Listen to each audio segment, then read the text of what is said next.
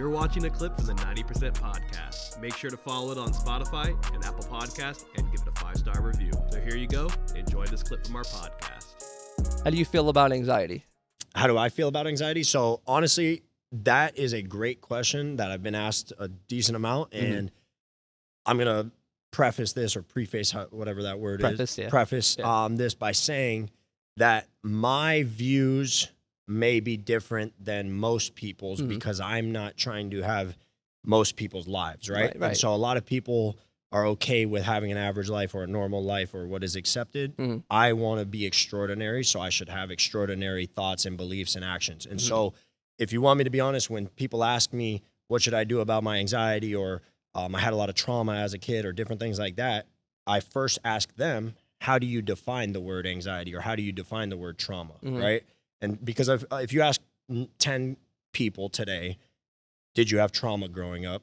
8 out of 10, 9 out of 10, or 10 out of 10 will probably say yes, right? And I think a lot of that is, in today's society, a lot of people have built up that word and it's been overused, right? Trauma, anxiety, different words like that. And those words, to me at least, are not serving people, right? They're hurting people more than they're helping people. And so what I define as trauma and what you define as trauma may be two different things, but we can both be saying that we have trauma and then letting that be the reason why we don't do this, don't do this, don't do this, or anxiety, whatever we want to say, any of those words. Yeah. And so I think number one is define the word, right?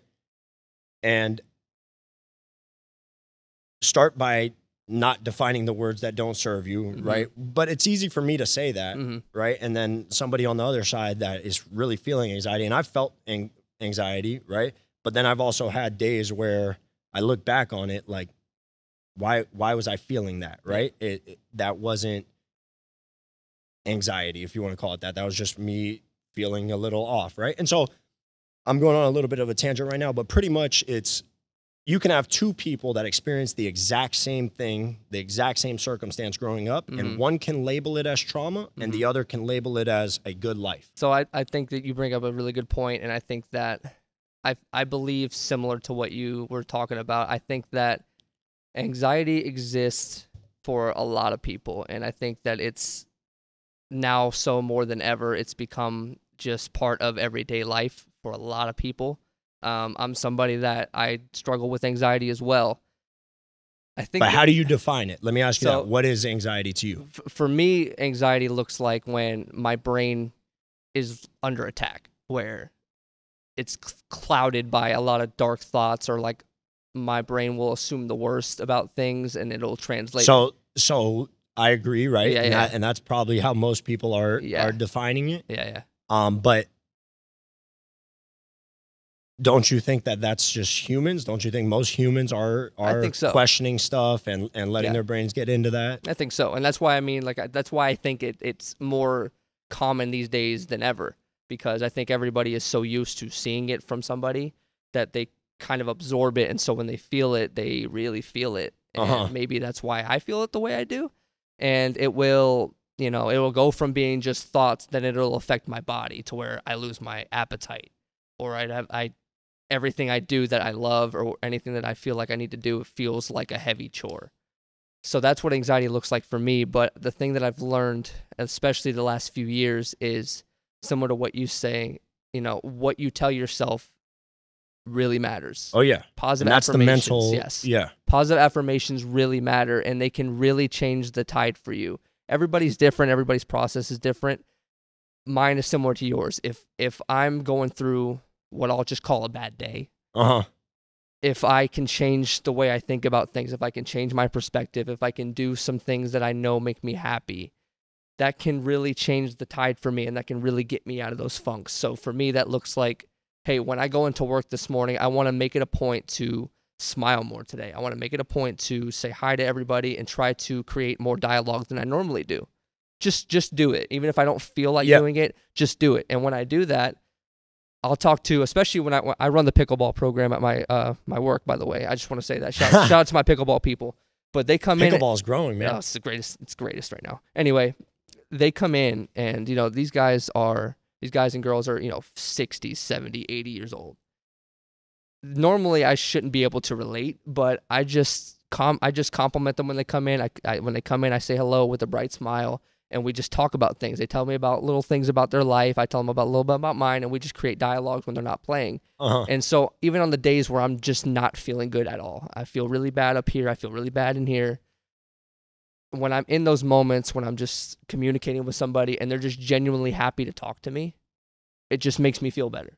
I just start to feel better. I feel better about my day. I feel better about my life. And I realized these are the things that I should be focusing on. These are the things that really matter to me. These are the things that life should be about. It should be about being a good person. It should be about being nice to people. I shouldn't really use the precious energy and the precious time that I have dwelling on something that I really can't control right now. You know, especially if it's something that's out of my control, I can't waste energy on it. I just got to do what I know I can do, and that's still be a good person, and that's still be nice to people. And sometimes it makes me feel, makes me do a 90-degree change, and I feel a lot better. So that's what I do for it, and it makes me feel better. So, oh, I like that. One thing that I heard from Alex Hormozy, which is like another motivational speaker business guy, is he described anxiety as, so there's anxiety and there's sadness, right? Yeah. And in sadness, it's you don't know what to do. Right? Anxiety is you know what to do, but there's all these different paths, right? True. So if you're here now and you want to get to here, you see this path, this path, this path, this path, and you don't know which one to take, right? And really there's probably a path up here that can actually get you to where you want to go closer that you haven't thought of because you're so worried about looking at these lanes, right? That's true. That's so, true. And then to touch on what you said about good, bad, I think all of these words they're words, right? And they're getting thrown around so much, good, bad, anxiety, trauma, successful, failed, all of that stuff. But not everybody's definition of that word is the same, right? And so, like I said before, it's not you're successful or you failed, or it's not good or it's bad. It's a continuum. Yeah. And I think what a lot of people, it's easy to build up all of these thoughts in your head when you're having a bad day of, I'm having such a bad day, that you dig yourself into it being a worse day, right? Yeah. Oh, yeah. Or even on the good ones, same thing. It can, you can make it feel like it's so much better of a day than it really is by having those thoughts, right? 1,000%. And so the way I've been trying to look at it, and this may help some people or it may not, is it's just a day, right? It's just a day. And you can assume that 1/3 of your days are going to be good, 1/3 of them are going to be average, and 1/3 of them are going to be bad, right? Yeah. And if you're working towards getting better, if this is the continuum and you started here and this was your bad day, this was your average day, and this was your good day, if every day you're noticing how you feel and you work towards just getting a little bit better, then what you consider your bad days will actually be what you used to consider your good days. That's right? True. That's very true. And then your average days become even better than what your good days used to be, and your good days are way better than you could have ever imagined, and you keep getting better at that. And so the last thing I'll say on that, which really excites me, is if you talk to older people or even us, like I've found myself saying this, like the good old days, right? Oh, like, We'll be like, man, you remember high school, the good old days, right? But everything is always going to be the good old days. Like right now, to me, this is the good old days. And then in 5 years from now, we're going to look back on this and be like, man, you remember the good old days when we were filming that podcast in my smaller gym, because I'm going to have a bigger gym and all that stuff, right? And so it's always, we're always looking for that next thing and comparing it to something. So it's just, it is a mind game, right? It is. And the better I think you get at understanding yourself and understanding that everybody is feeling this way, I'm only going to define the words and I'm only going to keep the thoughts that serve me, because we're all going to have those thoughts, right? Some of them are going to be good. Some of them are going to be bad. Some of them are going to be average.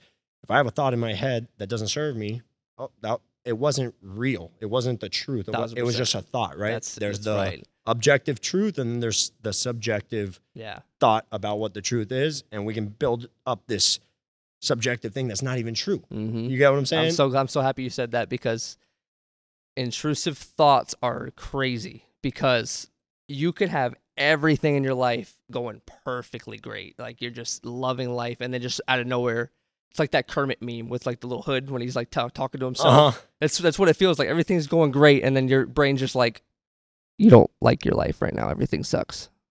And you're just like, that's not true. Yeah. But like if it'll just like create chaos when everything is great. And you got two options with that. You got one, to use this and know that, hey, that's not true. Two can be, you can give it some of your energy and you can give it time. And when you do that, it becomes real to you and it becomes something that you believe in. So if you choose to give your energy to it, it will convince you further and more that it's really happening, that it's a real thing. And then it becomes your truth. And it's based off of a lie. Yep. And it's like, I've tried to give advice to people like that, and they're like, well, I've really been feeling like this. And I'm like, I'm sure you are feeling that way. This is what you feel now because you gave that your energy. Yep. And you've told yourself over and over again you've programmed yourself, right? You knew when that first happened that wasn't real, but you had a moment of weakness where you're like, what if it is? And once you did that, there it came. It started flooding you. And then now it's like, oh, I really feel this way. That can happen to everybody if you choose to give your energy to those bad thoughts or choose to go down that route. You have to know in those moments that, hey, that's a lie that the devil or whatever is trying to tell me. Because let's just stop for a minute. Look at the life around us. It's like, hey, we're getting we're making a good paycheck, doing what we love to do. I'm with the love of my life or whatever. Everything's great. So why am I feeling that way? You shouldn't be feeling that way, right? So if you're going to listen to that thought, then you're choosing to make a lie a truth. And that can be really dangerous. So I think that as much as like we talk about, like the whole point of this podcast is that, 90% of life is mental. Be very careful with that and know what's your truth and know what's trying to lie to you to destroy you, because that just happens. It's human nature. It happens to everybody. It's not, if you're listening to this podcast, if you're somebody that knows that you're like that, you're a chronic overthinker, understand that you're not the only one that's like that. I think all humans to an extent can be that way. Know your truth, know who you are, know what you're rooted in, and don't apologize for that. And don't let whatever forces that are at play, those dark forces, try to convince you otherwise. Because I think you're doing just fine. Just stay where you are. Keep going.